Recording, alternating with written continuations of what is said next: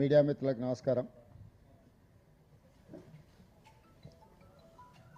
Congress party Telangana రాష్ట్ర ప్రభుత్వం శ్రీ రాహుల్ గాంధీ గారి హామీ మేరకు భారత్ జోడో యాత్ర సందర్భంగా తెలంగాణ రాష్ట్ర పర్యటనలో తెలంగాణలో కాంగ్రెస్ పార్టీ ప్రభుత్వాన్ని ఏర్పాటు చేసిన తర్వాత బలహీన వర్గాలకు సంబంధించిన రిజర్వేషన్లు పెంచడము, తెలంగాణ రాష్ట్రంలో ఉన్న జనాభాను లెక్కించడమే కాకుండా అన్ని కులాల యొక్క వివరాలను సేకరించి ఆయా సామాజిక వర్గాలకు చేయాల్సిన న్యాయాన్ని చేయడానికి అవసరమైన ప్రణాళికలు సిద్ధం చేస్తామని వారు పాదయాత్ర సందర్భంగా తెలంగాణ ప్రజలకు హామీ ఇవ్వడం జరిగింది. శ్రీ రాహుల్ గాంధీ గారి భారత్ జోడో యాత్ర సందర్భంగా ఇచ్చిన హామీ మేరకు తెలంగాణ రాష్ట్ర ప్రజలు తెలంగాణలో కాంగ్రెస్ ప్రభుత్వాన్ని ఏర్పాటు చేయడం జరిగింది. తెలంగాణలో ప్రభుత్వాన్ని ఏర్పాటు చేసిన మా మంత్రిమండలి ఫిబ్రవరి 4, 2024 నాడు మొదలుపెట్టి ఫిబ్రవరి 4, 2025 నాటికి జనగణనలో కులగణన సంపూర్ణ వివరాలను సేకరించి ఆ వివరాల సేకరణ తర్వాత విద్యా ఉద్యోగ అవకాశాలలో 42% ఓబీసీలకు రిజర్వేషన్లు ఇవ్వాలి. అదేవిధంగా రాజకీయాలకు సంబంధించి స్థానిక సంస్థలలో 42% రిజర్వేషన్లు ఇవ్వాలి అని శాసనసభలో 2 బిల్లులను ఆమోదించి గవర్నర్ గారికి పంపించడం జరిగింది. అదేవిధంగా స్థానిక సంస్థల ఎన్నికలను హైకోర్టు సెప్టెంబర్ 30 లోపల నిర్వహించమని ఆదేశాలు ఇచ్చిన తర్వాత ఎన్నికల నిర్వహణకు అడ్డు వస్తున్న ప్రతిబంధకాలను పరిశీలించినప్పుడు 2018లో చంద్రశేఖరరావు గారు స్థానిక సంస్థల్లో 50% మించకూడదు రిజర్వేషన్లు, 50% పరిమితం చేస్తూ టీఆర్ఎస్ ప్రభుత్వం చేసిన చట్టం అడ్డంకిగా మారడంతో అప్పటికప్పుడు మా ప్రభుత్వం ఆర్డినెన్స్ ద్వారా చంద్రశేఖరరావు గారు తెచ్చిన చట్టాన్ని సవరించి గవర్నర్ గారికి పంపించడం జరిగింది. ఆ ఆర్డినెన్స్ను కూడా గవర్నర్ గారు రాష్ట్రపతి ఆమోదం కోసం పంపించడంతో 4 నెలల క్రితం విద్యా ఉద్యోగ అవకాశాలలో 42% రిజర్వేషన్లు ఓబీసీలకు, స్థానిక సంస్థల ఎన్నికలలో 42% రిజర్వేషన్లు ఓబీసీలకు 2 బిల్లులు దాదాపుగా 4 నెలలు పూర్తయినా రాష్ట్రపతి గారు ఆమోదించలేదు. అదేవిధంగా చంద్రశేఖరరావు గారు తెచ్చిన చట్టం బీసీ రిజర్వేషన్లను 42% పెంచడానికి అడ్డంకిగా మారడంతో ఆ అడ్డంకిని తొలగించి ఆర్డినెన్స్ను కూడా రాష్ట్రపతి ఆమోదం కోసం ఎదురు చూస్తున్నది. క్షేత్రస్థాయిలో మేము చేయాల్సిన ప్రయత్నాలన్నీ చేసి అన్ని రకాల చట్ట సవరణలు చేసి శాసనసభ ఆమోదం పొంది ఏకగ్రీవంగా శాసనసభలో ఉన్న బీఆర్ఎస్, బీజేపీ, సిపిఐ, ఎంఐఎం మా ప్రభుత్వం అందరూ సభలో చర్చ పెట్టి అందరి ఏకగ్రీవ ఆమోదంతో ఢిల్లీకి పంపిన ఈ చట్టాలు అమలు జరగకుండా వాయిదా పడుతూ వస్తుంది. అందుకే ఇది రాష్ట్ర స్థాయిలో కాదు, జాతీయ స్థాయిలో ఒక పోరాట కార్యాచరణను చేపట్టాలి. ఈ పోరాటంలో జాతీయ అధ్యక్షులు, రాజ్యసభలో అపోజిషన్ లీడర్ మల్లికార్జున్ ఖర్గే గారిని, Lok Sabha leader of opposition Shri Rahul Gandhi గారిని, 100 మంది కాంగ్రెస్ పార్లమెంట్ సభ్యులందరూ కూడా సహకారం తీసుకొని లోక్సభ, రాజ్యసభలో తెలంగాణ కోసం ఓబీసీ రిజర్వేషన్ల కోసం తీసుకున్న నిర్ణయాలు వాయిదా పడడానికి కేంద్ర ప్రభుత్వాన్ని ప్రశ్నించడానికి మేమందరం ఢిల్లీకి వచ్చి మిత్రులు పిసిసి అధ్యక్షులు మహేష్ కుమార్ గౌడ్ గారు, ఉప ముఖ్యమంత్రి బట్టి విక్రమార్క గారు, ఉత్తమ్ కుమార్ రెడ్డి గారు, మిగతా మంత్రివర్గ సహచరులం అందరం కూడా ఇందిరా భవన్లో స్పష్టంగా అధికారిక కార్యాచరణలో మేము తీసుకున్న విధానాన్ని ఈరోజు వాటి పరిస్థితులను అందరికీ వివరించడం జరిగింది. ఆనాడు శ్రీ మల్లికార్జున్ ఖర్గే గారు, శ్రీ రాహుల్ గాంధీ గారు సంపూర్ణంగా తెలంగాణ చేపట్టిన ప్రక్రియను సమర్థించుకుంటూ మేము తీసుకున్న నిర్ణయాలు ఓబీసీలకు పెంచాల్సిన 42% రిజర్వేషన్లకు సంపూర్ణ మద్దతు పలికారు. మద్దతు పలకడమే కాకుండా చట్టసభల్లో కేంద్ర ప్రభుత్వాన్ని, నరేంద్ర మోడీ గారిని మేము నిలదీస్తామని చెప్పి వారు మాకు అండగా నిలబడ్డారు. ఆ తర్వాత టాల్కటోరా స్టేడియంలో దేశం నలుమూలల నుంచి బలహీన వర్గాల ప్రతినిధులను, కాంగ్రెస్ వాదులందరినీ వేలాది మందిని పిలిపించి శ్రీ ఖర్గే గారు, శ్రీ రాహుల్ గాంధీ గారు ఒక అవగాహన సదస్సును నిర్వహించి దేశ స్థాయిలో 2026లో రాబోతున్న జనగణనలో కులగణన చేర్చడమే కాకుండా ఓబీసీ రిజర్వేషన్లను పెంచాల్సిన ఆవశ్యకతను రాహుల్ గాంధీ గారు, ఖర్గే గారు చేపట్టబోయే బాధ్యతలను సవివరంగా వాళ్ళు దేశ నలుమూలల నుంచి వచ్చిన శ్రేణులకు ఉద్దేశించి వారు ప్రసంగించడం జరిగింది. విస్పష్టంగా రాహుల్ గాంధీ గారు, మల్లికార్జున్ ఖర్గే గారు, శ్రీమతి సోనియా గాంధీ గారు పూర్తి స్థాయిలో ఓబీసీలకు అండగా నిలబడి 42% రిజర్వేషన్లను అమలు చేసే వరకు పోరాటం చేస్తామని ఆ సందర్భంగా వారు సందేశాన్ని ఇవ్వడం జరిగింది. ఆయన కేంద్ర ప్రభుత్వంలో కదలిక రాలేదు. అప్పుడు తెలంగాణ రాష్ట్ర ప్రభుత్వం, కాంగ్రెస్ పార్టీ నిర్ణయించుకున్నది, మేము గల్లీలో ఉండి మాట్లాడితే కుదరదు, ఢిల్లీలోనే మోడీ గారి మీద నిరసన కార్యక్రమాన్ని చేపట్టాలి అని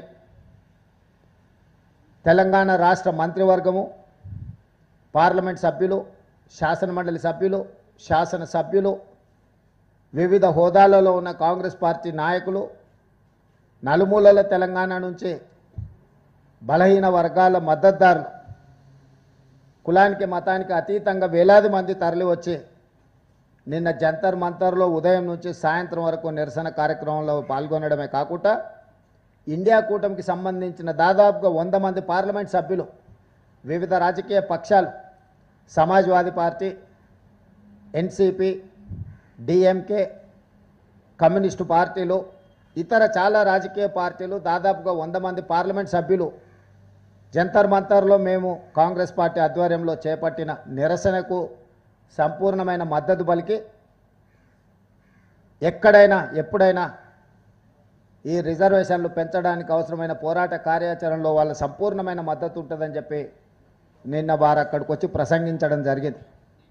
దాదాపుగా 10 రోజుల ముందు నుంచే రాష్ట్రపతి గారిని కలిసి రాష్ట్రపతి గారి దగ్గర విద్యా ఉద్యోగ అవకాశాలలో 42% రిజర్వేషన్ల బిల్లు, స్థానిక సంస్థలలో 42% రిజర్వేషన్లు ఓబీసీలకు ఇవ్వాల్సిన 2 బిల్లులు, చంద్రశేఖరరావు గారు తీసుకొచ్చి గుదిబండగా మారిన 50% పరిమితితో కూడుకున్న ఆర్డినెన్స్ను ఆమోదించండి అని రాష్ట్రపతి గారికి కలిసి విజ్ఞప్తి చేయాలని దాదాపుగా 10 రోజుల క్రితమే రాష్ట్రపతి గారి అపాయింట్మెంట్ మేము అడగడం జరిగింది. మేము రాష్ట్రపతి గారి అపాయింట్మెంట్ అడిగిన తర్వాత అమిత్ షా గారు, నరేంద్ర మోడీ గారు రాష్ట్రపతి గారిని కలిసారు. వారు ఏం మాట్లాడుకున్నారో తెలియదు, కానీ మా కొండా సురేఖ గారు, మా పొన్నం ప్రభాకర్ గారు, మా మహేష్ గౌడ్ గారు, మా శ్రీధర్ బాబు గారు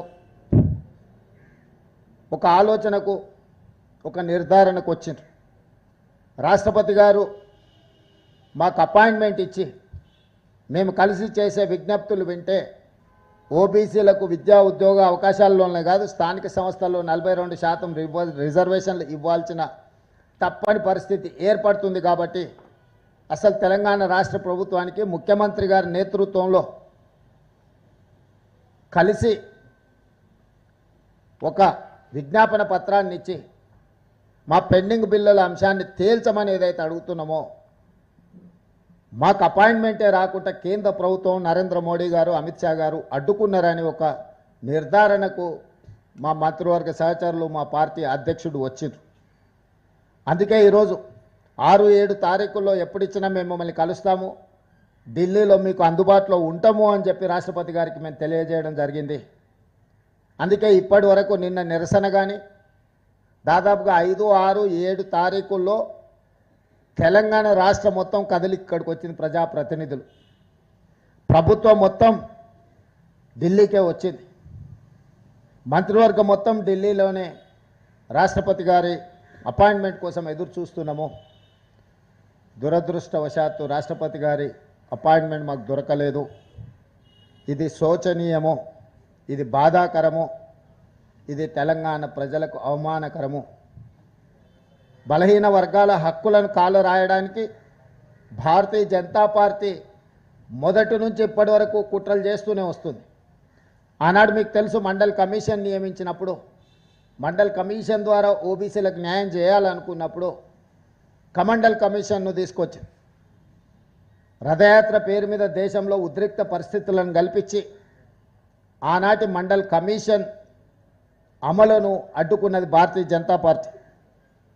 ఆ తర్వాత డాక్టర్ మన్మోహన్ సింగ్ గారు ప్రధానమంత్రిగా ఉన్నప్పుడు, యూపీఏ చైర్పర్సన్గా శ్రీమతి సోనియా గాంధీ గారు ఉన్నప్పుడు ఐఐటి, ఐఐఎం, సెంట్రల్ యూనివర్సిటీలలో బీసీ రిజర్వేషన్లు లేవు, ఖచ్చితంగా అమలు చేయాలి అని నిర్ణయం తీసుకున్నప్పుడు బీజేపీ యూత్ ఫర్ ఈక్వాలిటీ పేరు మీద ఆనాడు ఆ రిజర్వేషన్లను కూడా అడ్డుకున్నారు.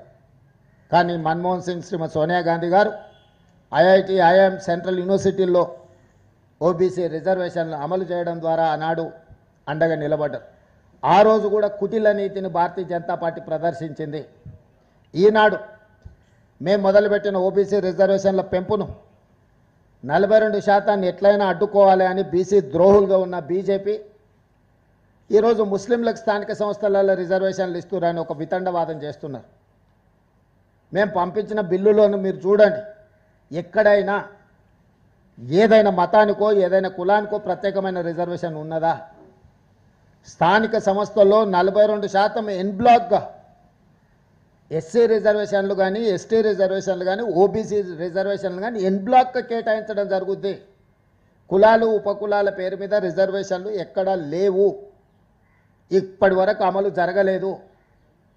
ఎస్సీ, ఎస్టీ, ఓబీసీ రిజర్వేషన్లు ఎన్ బ్లాక్గా వాళ్ళ జనాభా దామాషా ప్రకారం ఎస్సీ, ఎస్టీలకు రిజర్వేషన్లు అమలు చేయడం, ఓబీసీలకు గతంలో చంద్రశేఖరరావు గారు మేము 34% ఇస్తే ఆయన 23%కి తగ్గించి కుదించి ఎన్ బ్లాక్గా 23% రిజర్వేషన్లు అమలు చేసాడు. ఈరోజు యాజ్ ఇట్ ఈజ్గా 42% ఎన్ బ్లాక్ రిజర్వేషన్లు ఇవ్వాలి ఓబీసీలకు అని మాత్రమే చట్టంలో ఉంది. కానీ దురదృష్టవశాత్తు కేంద్ర మంత్రి కిషన్ రెడ్డి గారు, బండి సంజయ్ గారు వారు చట్టాన్ని చదివినరా, చదవలేదా, లేకపోతే రాజకీయ ప్రేరేపితమైన ఆలోచనలతోని చదవకుండానే కళ్ళు మూసుకొని మాట్లాడుతున్నారా నాకు తెలీదు. ఈరోజు మీరు ముస్లింలకు రిజర్వేషన్లు ఇస్తున్నారు కాబట్టి మేము 42% అడ్డుకుంటున్నాము అని వితండవాదం చేస్తున్నారు.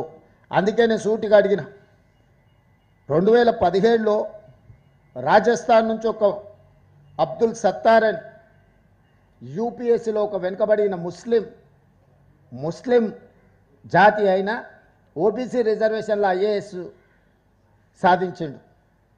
అదేవిధంగా 1971 నుంచి నూర్ బాషా కానీ, దూదేకులు కానీ, ఇతర వివిధ వృత్తులను చేపట్టే ముస్లింలకు చట్టంలోనే రిజర్వేషన్లు ఉన్నాయి. ఆ రిజర్వేషన్లు మహారాష్ట్రలో ఆర్ఎస్ఎస్ కేంద్ర కార్యాలయంలో మహారాష్ట్రలో ఉన్నాయి, నరేంద్ర మోడీ జన్మించిన గుజరాత్లో ఉన్నాయి, నరేంద్ర మోడీ ప్రాతినిధ్యం వహిస్తున్న ఉత్తరప్రదేశ్లో ఉన్నాయి. మీ రాష్ట్ర ప్రభుత్వాలు ఉండి, మీరే కేంద్రంలో ఉండి, మీరు మహారాష్ట్రలో ఓబీసీ రిజర్వేషన్లలో ముస్లింలకు అనుమతిస్తారు, గుజరాత్లో ఓబీసీ రిజర్వేషన్లలో ముస్లింలకు అనుమతిస్తారు, ఉత్తరప్రదేశ్ ఓబీసీ రిజర్వేషన్లలో ముస్లింలకు అనుమతిస్తారు. నరేంద్ర మోడీ గారు ఒక అడుగు ముందుకేసి ఆయన ఇంటర్వ్యూలోనే చెప్పాడు, నేను ముఖ్యమంత్రి అయిన తర్వాత గుజరాత్లో రిజర్వేషన్లు పెంచడమే కాదు ముస్లింలకు బీసీ రిజర్వేషన్లు ఇచ్చిన నేను అని నరేంద్ర మోడీ గారు స్వయంగా చెప్పారు. ఇంత స్పష్టంగా వెనుకబాటు ప్రాతిపదికన సామాజిక ఆర్థిక వెనుకబాటు ఆధారంగా రిజర్వేషన్లు నిర్ణయింపబడతాయి.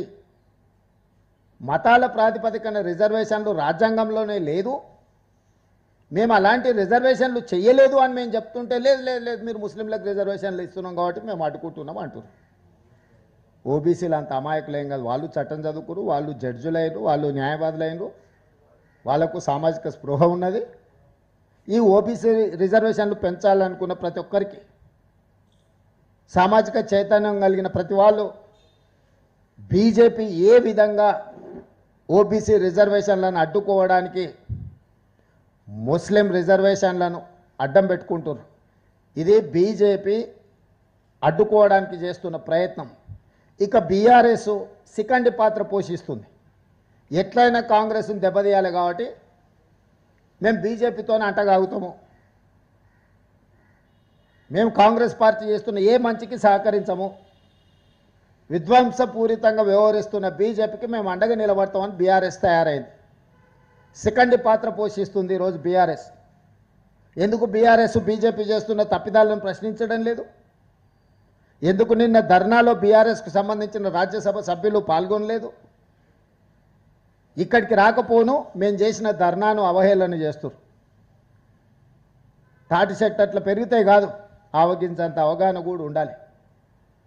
చెట్టు లెక్క పెరిగితే ఏం ప్రయోజనం లేదు సమాజానికి, ఆవగింజంతైన అవగాహన ఉండాలి. మమ్మల్ని బలహీనం చేసేటట్టు, మా చేతులు గట్టేసేటట్టు వ్యవహరిస్తుంది బీఆర్ఎస్ తప్ప బీసీలకు ఏమైనా మద్దతుగా నిలబడదామనే సోయే లేకుండా పోయింది. ఈ నేపథ్యంలో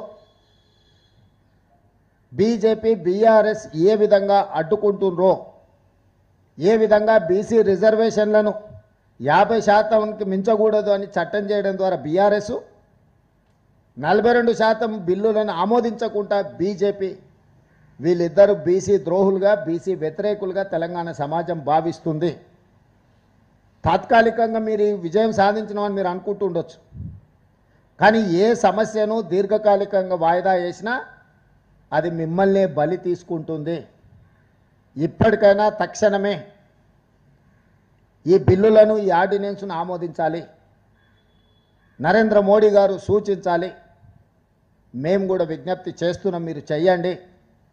మేమందరం కలిసి వచ్చి ఇక్కడికి వచ్చింది చిత్తశుద్ధితో 42% ఓబీసీ రిజర్వేషన్లు సాధించడానికి ఈరోజు ఢిల్లీకి వచ్చినాము. 3 రోజులు ఇక్కడ ప్రయత్నం చేసినాము. కానీ కేంద్ర ప్రభుత్వం వైపు నుంచి ఏమాత్రం కూడా సహకారం అందడం లేదు. బీఆర్ఎస్ వాళ్ళు పరోక్షంగా నైతిక మద్దతు కూడా బీసీలకు ఇవ్వడం లేదు. వీళ్ళిద్దరు చేస్తున్న దుర్మార్గమైన చర్యల్ని తెలంగాణ సమాజం గమనిస్తుంది. ఖచ్చితంగా క్షేత్రస్థాయిలో వీళ్ళకు గుణపాఠం చెప్పే విధంగా, వీళ్ళు చేస్తున్న తప్పుడు నిర్ణయాలను ప్రశ్నించే విధంగా కాంగ్రెస్ భవిష్యత్ కార్యాచరణ తీసుకుంటుంది. ఈరోజు భవిష్యత్ కార్యాచరణ కూడా వెళ్ళిన తర్వాత పొలిటికల్ అడ్వైజరీ కమిటీ సమావేశాన్ని ఏర్పాటు చేసి ఏ విధంగా ముందుకు వెళ్ళాలి, ఏ రకమైన ఒత్తిడి తీసుకురావాలి, చట్టపరమైన, న్యాయపరమైన, ప్రజాక్షేత్రంలో తీసుకోవాల్సిన కార్యాచరణ మీద హైదరాబాద్కు వెళ్ళి పిఏసీ సమావేశాన్ని ఏర్పాటు చేసి భవిష్యత్ కార్యాచరణను నిర్ణయించడం జరుగుతుంది.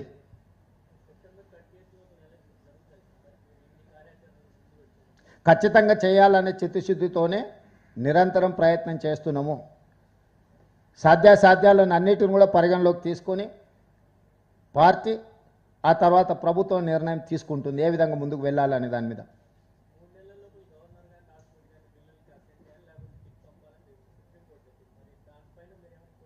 ఆల్రెడీ కోర్టులోనే ఆ కేసు వాదనలు జరుగుతుంది, వాయిదాలు వేసిండ్రు.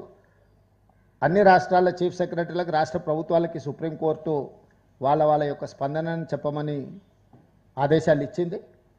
ఖచ్చితంగా ఈ అంశంలో కేంద్ర పార్టీని సంప్రదించి రాష్ట్ర ప్రభుత్వం యొక్క విధానాన్ని కోర్టుకే తెలియజేయడం జరుగుతుంది. ఏమండి 42% ఎట్లా చేయాలి? అది ఒకవేళ పార్టీ పరంగా చేయగలం, అఫీషియల్గా చేయడానికి లేకనే చట్టం కదా. ఒకవేళ రాష్ట్ర ప్రభుత్వం పంపించిన బిల్లులను గవర్నర్ గారు ఆమోదించుంటే ఈ సమస్యనే లేదు. ఆ బిల్లులను ఆమోదించకుండా గవర్నర్ గారు రాష్ట్రపతికి పంపించారు. అందుకోసం ఢిల్లీ రావాల్సి వచ్చింది. ఇప్పుడు పార్టీ పరంగా ఏ నిర్ణయం తీసుకోవాలి, ప్రభుత్వ పరంగా ఏ నిర్ణయం తీసుకోవాలో పిఏసీలో చర్చిస్తాం. మీరు చెబుతున్నది కూడా మా పరిగణలో ఉన్నది. మేము చిత్తశుద్ధితోనే దీన్ని అమలు చేయాలనుకుంటున్నాము. దానికి అవసరమైన కార్యాచరణ అందరినీ సంప్రదించి, ఎందుకంటే అందరి ముఖ్యమైన నాయకులు, సీనియర్ నాయకులు, వి హనుమంతరావు గారు, కేశవరావు గారు, జానారెడ్డి గారు, ఈ విధంగా చాలామంది సీనియర్ లీడర్స్ అందరు కూడా ఉన్నారు. వెనక్కి వెళ్ళిన తర్వాత పిఎస్సి సమావేశాన్ని ఏర్పాటు చేసి అక్కడ కార్యాచరణ, భవిష్యత్ కార్యాచరణను ఏ విధంగా అమలు చేయాలి 42%.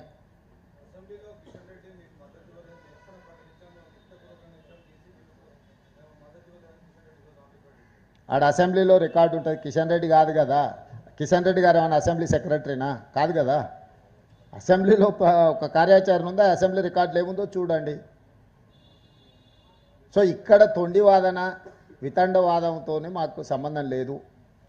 ఎక్కడ బీసీ రిజర్వేషన్లలో ముస్లింలకు 10% ఉందో, ఏ బిల్లులు ఉందో, ఎక్కడ మేము ప్రతిపాదించినో కిషన్ రెడ్డి గారిని చూపించమని అర్థం పర్థం లేని వాదలు కేంద్ర మంత్రిగా ఉండి గల్లీలో ఎవరో లీడర్లు మాట్లాడినట్టు, గల్లీ లీడర్లు మాట్లాడినట్టు చెట్టు కింద లీడర్లాగా ఊకదంపుడు ఉపన్యాసాలు కిషన్ రెడ్డి గారు ఇవ్వడం వారికి భావ్యం కాదు.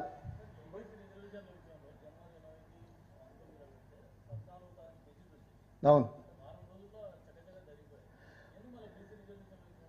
వాళ్ళకు లేదు, చిత్తశుద్ధి లేదు. ఈడబ్ల్యూఎస్ రిజర్వేషన్లో 10 రోజుల్లో మొత్తం అన్ని చట్టం చేసి 10% రిజర్వేషన్లు ఇచ్చిన బీజేపీకి, రైతు వ్యతిరేక నల్ల చట్టాలు ఒకటే రోజులో ఆమోదింపజేసుకున్న బీజేపీకి ఓబీసీ రిజర్వేషన్లు ఇవ్వాలన్న ఆలోచనే లేదు. పోనీ మీకేందైనా ఆలోచన ఉంటే చట్టం చేయండి, పార్లమెంట్లో మీరే చేయండి. 42% ముస్లింలకు మైనస్ చేసి ఓబీసీలకు రిజర్వేషన్లు ఇస్తామని మోడీ గారికి చెప్పి మీరే బిల్లు పెట్టండి, పార్లమెంట్ జరుగుతుంది కదా. మీరు చెప్తున్న దాంట్లో చిత్తశుద్ధి ఉంటే కేంద్ర ప్రభుత్వం మీదే, కేంద్ర ప్రభుత్వం బిల్లు పెట్టి పొద్దున పెడితే సాయంత్రం వరకు లోక్సభలో పాస్ అయితే రాత్రికి 12 వరకు నడితే రాజ్యసభలో 24 గంటలు తిరగకముందే మీరు చెప్తున్న రిజర్వేషన్లు, మీరు చెప్తున్న విధి విధానాలతో మీరే పార్లమెంట్ చట్టం చేయండి. అప్పుడు ఆటోమేటిక్గా అన్ని రాష్ట్రాలు అమలు చేయాల్సిందే కదా.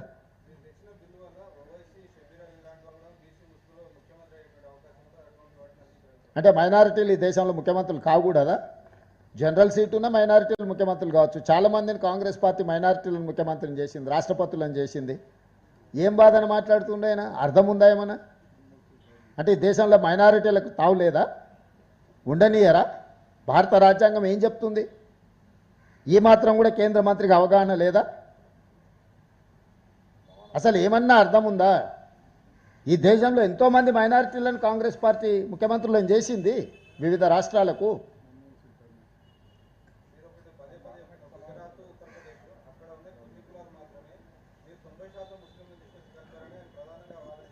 వాళ్ళ బాధ ఎక్కువ కులాలు ఉన్నాయనా, ముస్లింలు ఉన్నారనా ఇందులో?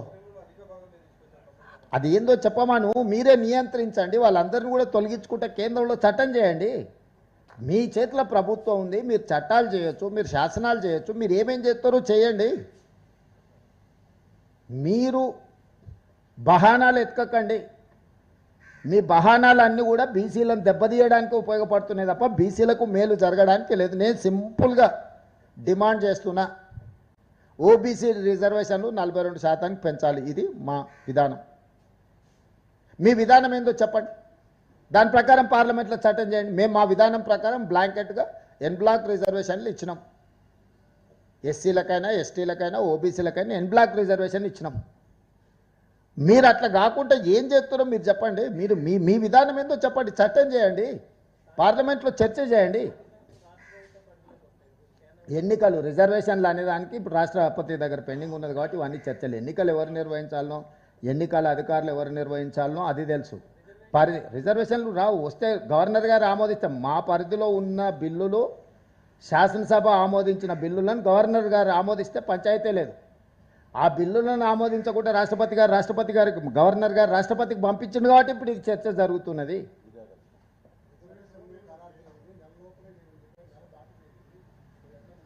ఇంకా ఇప్పుడు అందుకే ఎట్లా పోవాలనే దాని మీదనే ఢిల్లీకి వచ్చినాం, అన్ని ప్రయత్నాలు చేసినాం.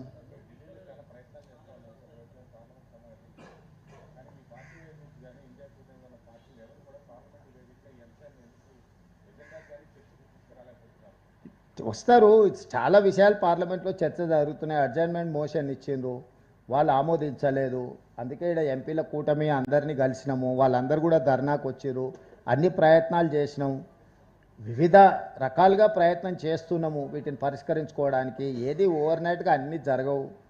నిన్న ఎన్ని పార్టీలు, ఎంతమంది ఎంపీలు వచ్చిరో మీరు చూసిరు కదా. ఎవరే బుర్రలేని మాటలు. రాహుల్ గాంధీ ఖర్గే గారు ఇందిరా భవన్లో వచ్చి కూర్చొని 4 గంటలు కూర్చొని మేము ఇచ్చిన పవర్ పాయింట్ ప్రజెంటేషన్ చూసి దేశానికే సందేశం ఇచ్చారు. This is one of the best model in India, every one has to follow Telangana model అని చెప్పి ఖర్గే గారు రాహుల్ గాంధీ గారు సంపూర్ణంగా 4 గంటలు కూర్చొని చెప్పిండ్రు. ఆ తెల్లారి తాల్కటోరటేరియంలో దేశంలో ఉన్న వాళ్ళు అందరినీ పిలిపించి రాహుల్ గాంధీ ఖర్గే గారు మద్దతు ఇచ్చిండ్రు. ఇది ఒక ప్రాసెస్, కంటిన్యూస్ ప్రాసెస్.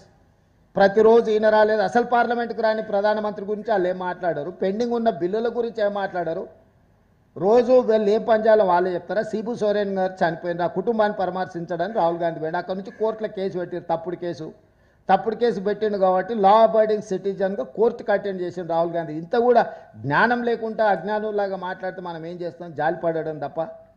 అర్థం పర్థం లేని ఆరోపణలు, ఆయన లేడు ఈయన లేడు, వాళ్ళు ఎవరు లేరు. మీకేం రోగం వచ్చింది, మీకు ఏమైనా పెద్ద రోగం వచ్చిందా, మీరు చేయొచ్చు కదా, అడుగుతున్నది మిమ్మల్ని కదా. ఇప్పుడు బీజేపీ వాళ్ళకు ఏమైనా పెద్ద రోగం వచ్చిందా, ఎందుకు చేస్తలేరు?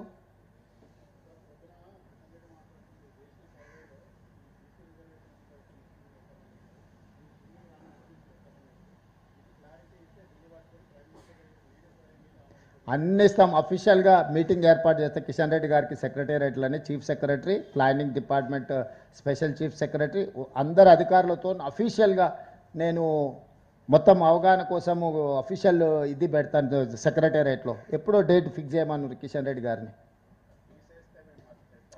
కృష్ణ, అందుకే కిషన్ రెడ్డి గారిని రమ్మంటున్నా. మొత్తం కలిపి చీఫ్ సెక్రటరీ, ప్లానింగ్ డిపార్ట్మెంట్ చూసింది ఇదంతా, వన్ మ్యాన్ కమిషన్ చూసింది ఇదంతా, బీసీ కమిషన్ చూసింది. దీంట్లో వివిధ అందరిని పిలిపించి అఫీషియల్ పవర్ పాయింట్ ప్రజెంటేషన్ ఇస్తారు.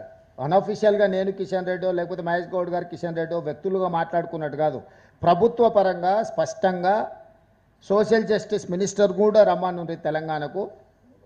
దారి ఖర్చులు కూడా మేమే ఇస్తాం ఇద్దరు కేంద్ర మంత్రులకు, ఎక్స్ప్లెయిన్ చేస్తాము. దాంట్లో ఏమన్నా అనుమానాలు ఉంటే అక్కడనే మొత్తం ఎంటైర్ టీం ఉంటుంది.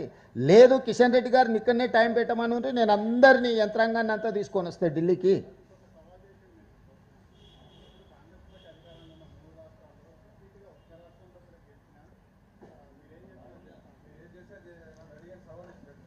ఇప్పుడు మనం ఏం అడుగుతున్నామో ఆయన ఏం మాట్లాడుతుండు.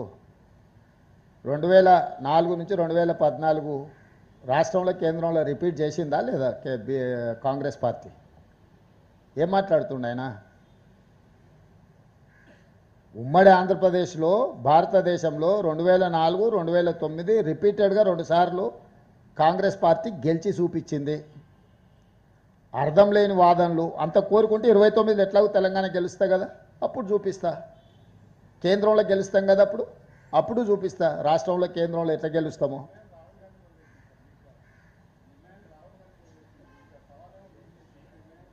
దేనికోసం అంట? ఖచ్చితంగా ప్రయత్నం చేయమని ఉండ్రి. నేను అదే చెప్తున్నా, మోడీని గద్దె దించుతామని మేము సవాల్ చేస్తున్నాం. దిగకుండా ఆయన ఎట్లా అడ్డుపడుతాడో పడ్డమని ఉండ్రి. 150 సీట్లు దాటనీయమని చెప్తున్నా నేను ఈరోజు బీజేపీకి కేంద్రంలో.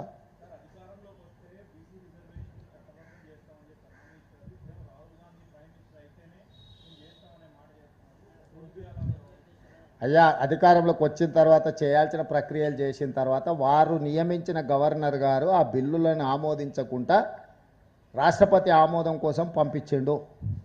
వారు నియమించిన గవర్నర్ గారు రాష్ట్రపతి ఆమోదం కోసం పంపించిండు కాబట్టి ఇవన్నీ చర్చలు. మేము చట్టం చేసిన తర్వాత గవర్నర్ గారు ఆమోదిస్తే చర్చలకే తావులేదు. ఈ చర్చలన్నీ కూడా అర్థం పర్థం లేని చర్చలు. కిషన్ రెడ్డి గారు చేస్తున్న వాదన పసలేని వాదన, పైసకు పనికిరాని వాదన. ఇక నేను అదే చెప్తున్నా కదా, ఎవరిది డ్రామానో ఎవరిది నిజమో తెలంగాణకు వస్తే తెలుస్తుంది. ఇక్కడ ఢిల్లీలో కూర్చొని మాట్లాడితే ఏం తెలుస్తుంది?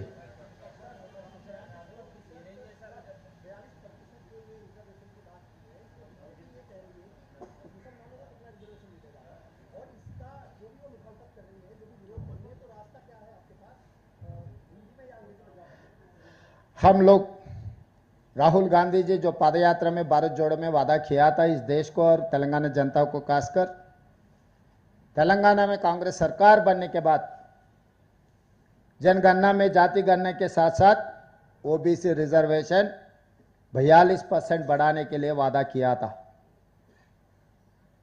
राहुल गांधी वादा को उम्मीद लेकर तेलंगाना जनता ने कांग्रेस सरकार बनाए। कांग्रेस सरकार बनते ही तुरंत पोन्नम प्रभाकर जी नेतृत्व में हम लोग 4 फरवरी 24 साल से लेकर 4 फरवरी 25 एक साल में सब प्रोसेस कर दे के बिल बना दे के गवर्नर को भेज दिए।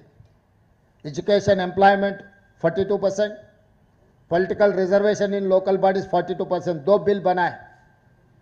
असेंबली में चर्चा किए, इनानमस रेजोल्यूशन पास हुई। BJP, BRS, MIM, CPI and government have accepted these 2 bills. हम लोग गवर्नर साहब को भेज दिए। राजभवन में जो पास होने का बिल थे वो राजभवन से प्रेसिडेंट भवन को आ गए। 4 महीने से हम इंतजार किए। राष्ट्रपति जी ये बिल पास किए तो हम चुनाव को जाने के लिए तैयारी किए और तेलंगाना हाई कोर्ट ने सितंबर 30 के अंदर ये चुनाव करने के लिए भी हम लोगों को आदेश दिए। इसीलिए हम लोग कोशिश किए। हम लोग राष्ट्रपति जी का अपॉइंटमेंट मांगे, हम लोग मोदी जी का अपॉइंटमेंट मांगे, कुछ नहीं मिल रहा है वहां से। उसके अलावा बहाना बोल रहे हम लोग ये रिजर्वेशन में मुसलमान रिजर्वेशन है इसीलिए हम लोग पास नहीं कर रहे हैं। मैं सीधा सीधा इन लोगों का सोच द्वारा, इन लोग पिछले सालों में क्या क्या किया हम लोग जनता को बोलना चाहते हैं। जिस दिन मंडल कमीशन बनाया, मंडल कमीशन ओबीसी रिजर्वेशन लागू करने के लिए कोशिश किए तो कमंडल यात्रा निकाले, रथ यात्रा निकाले, तब आपको पता है देश में क्या हुआ। उसके बाद आईआईटी, आईआईएम, सेंट्रल यूनिवर्सिटी में ओबीसी रिजर्वेशन के लिए मनमोहन सिंह जी और सोनिया जी कोशिश किए तो जब रोकने के लिए कोशिश किया, यूथ फॉर इक्वालिटी के नाम पे जब बिल के खिलाफ कार्रवाई की है भारतीय जनता पार्टी। आज भी हम ओबीसी रिजर्वेशन बढ़ाने के लिए जो कोशिश कर रहा है, मुसलमान के नाम पर रोकने के लिए कोशिश कर रहे हैं। मैं सीधा सीधा ये सवाल किया पिछले बार यहीं से, आज भी मैं सवाल कर रहा हूं। जो बीजेपी का सोच द्वारा नागपुर आरएसएस राष्ट्रीय कार्यालय से उन लोगों को संदेश मिलते हैं, वो महाराष्ट्र में आरएसएस राष्ट्रीय कार्यालय, महाराष्ट्र में मुसलमानों को रिजर्वेशन मिल रहा है। नरेंद्र मोदी जी जहां पर जन्म लिए गुजरात, गुजरात में मुसलमानों को रिजर्वेशन मिल रहा है। नरेंद्र मोदी जी ने एक पत्रकार को यह बयान दिया जब वो मुख्यमंत्री था, तब ओबीसी रिजर्वेशन मुसलमानों को लागू किए, वो खुद ने बयान दिया। आज उत्तर प्रदेश नरेंद्र मोदी जी रिप्रेजेंटेशन कर रहे वाराणसी से, वहां पर भी मुसलमानों को रिजर्वेशन लागू है। मैं सीधा सवाल कर रहा हूं, किशन रेड्डी जी, बंडी संजय जी, जो भी हो भारतीय जनता पार्टी के, महाराष्ट्र, गुजरात, उत्तर प्रदेश में मुसलमानों का रिजर्वेशन हटा के अब बयान दो, बहाना मत बनाओ। तेलंगाना ओबीसी के खिलाफ जो कार्रवाई चल रहा है ये साजिश है, सरासर ओबीसी द्रोही है बीजेपी। बीजेपी को जो मदद दे रहा है, हम जो जंतर मंतर में धरना किए, हम लोग ऐलान किए थे सड़क से लेकर संसद तक हम लोग लड़ेंगे, हम लोग हासिल करेंगे ओबीसी रिजर्वेशन के लिए। वो कोशिश में हम लोग लगे रहा तो बीआरएस ने बीजेपी के बी टीम बनकर अपने खिलाफ, हमारे खिलाफ बयान दे रहा है। जंतर मंतर में ड्रामा चल रहा है भाई, हम ड्रामा कर रहे हैं। बीआरएस बीजेपी वाले खुदकुशी कर लेके, सुसाइड कर लेके जंतर मंतर में धरना कर दे के अगर रिजर्वेशन दिलाए तो शहीद बनेगा। एक बड़ा मॉन्यूमेंट कुछ बनाएंगे तेलंगाना में ओबीसी के लिए, जो शहीद हुआ बीजेपी बीआरएस वाले को। क्यों झूठे बातों से ओबीसी को अन्याय करने के लिए जो कोशिश कर रहे हैं, सरासर ये ठीक नहीं है। इसीलिए हम लोग साफ साफ कह दे रहे हैं, मोदी जी आप हमारे रिजर्वेशन को रोकने के लिए कोशिश मत करो। अगर आपके कोशिश ऐसी जारी रहेंगे आने वाले चुनाव में आपको हटा देकर राहुल गांधी जी को प्रधानमंत्री बना देकर हम रिजर्वेशन हासिल कर लेंगे। क्योंकि जितने भी इस देश में राजनीतिक दल है, आजादी मिलने के बाद कांग्रेस पार्टी संविधान देने के बाद ये सब सारे राजनीतिक दल बन चुका है, मगर एक ही राजनीतिक दल आजादी से पहले है, वो कांग्रेस पार्टी। कांग्रेस पार्टी के लिए कोई सिखाने का जरूरी नहीं है। जिस दिन इस देश के आबादी पूरा आजादी के लिए जब लड़ रहे सोच रहे थे, तब कांग्रेस पार्टी ने जन्म लिया। हम लोग शहीद होकर इस देश जनता को आजादी दिलवाए। जब इस देश जनता को संविधान का जरूरत है, संविधान हमने दिए। इस देश को तिरंगा झंडा हमने दिए। इस देश में एससी एसटी रिजर्वेशन से लेकर ओबीसी रिजर्वेशन तक कांग्रेस पार्टी ने दिया हुआ है। जब जब जनता की जरूरत है, वो जरूरतों को हम पूरे किए। आज भी हम लोग कोशिश कर रहे हैं, हम लोग लड़ रहे हैं, विपक्ष में लड़ रहे। अगर कामयाब नहीं हुआ तो सरकार बना दे के हम लोग कामयाब हो जाएंगे। एक दो दिन रोक सकता है लोग, मगर जो बीच में आता है, राहुल जी सोचदारों को, कांग्रेस सोचदारों को रोकने के लिए जो भी रोकने के लिए कोशिश करेगा, सबको हटा देंगे, सबको मिटा देंगे, मिट्टी में मिला देंगे। लाल किले पे तिरंगा झंडा लहराएंगे, राहुल जी को प्रधानमंत्री बनवा के हम ओबीसी रिजर्वेशन लागू कर देंगे। हम मोदी जी को इसीलिए, मोदी जी परम भक्त निशिकांत दुबे जी को मैं ये बात साफ कहना चाहता हूं। वो बयान दिया हुआ है पिछले हफ्ते में, बिना मोदी जी चुनाव लड़े तो 150 सीट 150 से ज्यादा बीजेपी को नहीं मिलने वाले। हाँ, आज के तारीख में डायरी में लिखो, निशिकांत दुबे जी, मोदी जी के नेतृत्व में हम चुनाव लड़ेंगे, राहुल जी के नेतृत्व में हम लड़ेंगे, मोदी जी के नेतृत्व में आप लड़ो। आने वाले चुनाव में 150 से एक सीट भी ज्यादा नहीं आने देंगे। जो कंडीशन लगा है 75 years cut off, Advani ji को, मुरली मनोहर जोशी जी को हटाने के लिए मोदी जी ने यह कानून लागू किए। जिस दिन गुजरात में बहुत सारे गड़बड़ हुआ, तब आज अटल जी ने मोदी जी को हटाने के लिए कोशिश की है, नहीं हटा सका। मोहन भागवत जी ने आज कोशिश कर रहे हैं मोदी जी को हटाने के लिए, मगर वो हटने वाले नहीं है, हमें पता है, आपको भी पता है। मगर राहुल गांधी जी के नेतृत्व में कांग्रेस पार्टी मोदी जी को हटा देंगे, कुर्सी से उतारेंगे, लाल किले पे तिरंगा झंडा लहराएंगे। आज नहीं है तो कल ओबीसी के लिए हम लोग खुद कानून बनाएंगे। तब तक किशन रेड्डी जी झूठ बोलना छोड़ दो। आप जितने बार झूठ बोलेगा, मैं उतने बार सच बोलूंगा आपके बारे में, आपके पार्टी के बारे में, मोदी जी के बारे में। इतने बार बार कह रहा है मुसलमान रिजर्वेशन के बहाना। आरएसएस राष्ट्रीय कार्यालय है नागपुर में, महाराष्ट्र में, पहले हटा दो मुस्लिम रिजर्वेशन। गुजरात में मोदी जी जन्म लिए, वहां पर भी हटा दो। मोदी जी उत्तर प्रदेश से सांसद बन के आए, प्रधानमंत्री बने, उत्तर प्रदेश में हटा दो।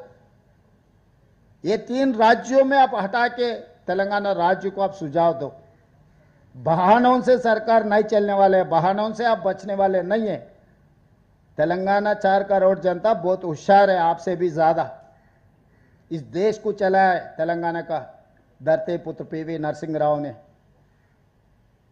इस देश को कैसे आगे लेकर जाना है, तेलंगाना ने रास्ता दिखाया।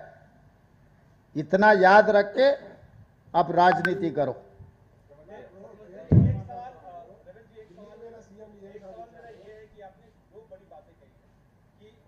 तेलंगाना की लड़ाई ओबीसी को के मद्देनजर दिल्ली पहुंची, जंतर मंतर में तमाम अपने नेताओं के साथ, इंडिया गठबंधन के नेताओं के साथ, अपने सांसदों के साथ कर रहे थे। आपने ये भी कहा कि राष्ट्रपति और प्रधानमंत्री आपको अपॉइंटमेंट नहीं दे रहे, ओबीसी को लेके आप अडिग हैं, लागू करवा के रहेंगे। बड़ी मुश्किल हो रही है, कैसे लागू करवा के रहेंगे, क्योंकि सरकार तो भारतीय जनता पार्टी की है, पहला सवाल। दूसरा सवाल ये कि राहुल गांधी ने आज एक बड़ी प्रेस कॉन्फ्रेंस की है और खुलासा किया है चुनाव आयोग को लेकर। कर्नाटक में किस तरीके से जो फर्जी मतदाता आए और वहां पर लोकसभा चुनाव में हेरफेर किया। तेलंगाना को लेकर क्या आपकी रणनीति, क्या तेलंगाना में भी ऐसा कुछ हुआ था? अभी तो हम लोग 42% ओबीसी रिजर्वेशन में हम ज़्यादा ध्यान दिए। राहुल जी जो सवाल खड़ा किया, देश भर चर्चा होना है। हमें भी पता है कि भारतीय जनता पार्टी चुनाव में जीतने के लिए क्या क्या कोशिश कर रहा है।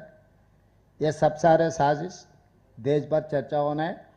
आने वाले बिहार इलेक्शन में जो कोशिश कर रहा है सरकार बनाने के लिए, सब होशियार रहना, मीडिया के साथ साथ इस देश के जनता, क्योंकि अब कितना भी मेहनत करो, लोग कितना भी चाहिए, ऐसे सरकार बनाने में अगर बीजेपी बार बार कामयाब होते गए तो इस देश के लिए नुकसान है। यह प्रजातंत्र राजतंत्र में ऐसे कोई भी कोशिश किए ठीक नहीं है।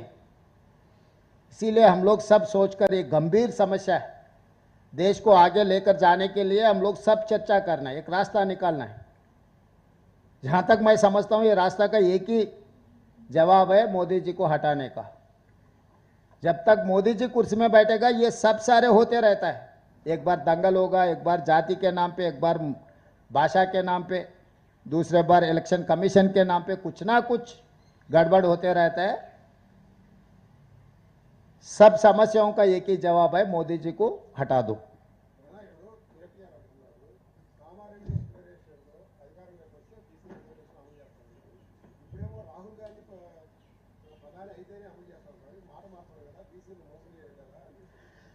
ఆయన పిచ్చి, ఆయన ఏ మాటలు మాట్లాడుతాడో ఆయనకే తెలియదు.